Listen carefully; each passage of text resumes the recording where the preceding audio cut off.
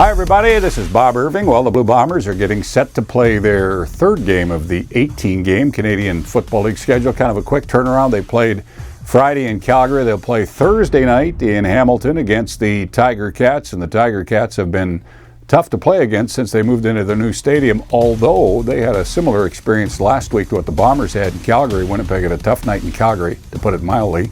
Hamilton had as tough a night at home against BC, losing 28-2. So the Bombers are going to catch a Ti-Cat team that obviously is not in a very good frame of mind.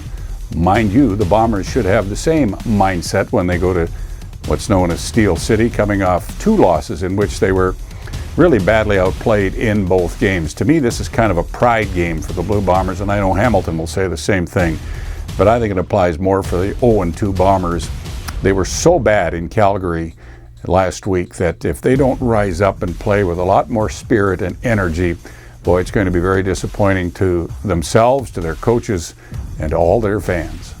My three keys to the game in Hamilton, brought to you by Winnipeg Kia. The Sorrento Sell Down is on now, Winnipeg Kia, in the Waverly Auto Mall. Let's start number one with special teams, and the Bombers' special teams have been very good. It's been it's really the only strong part of their game through two games.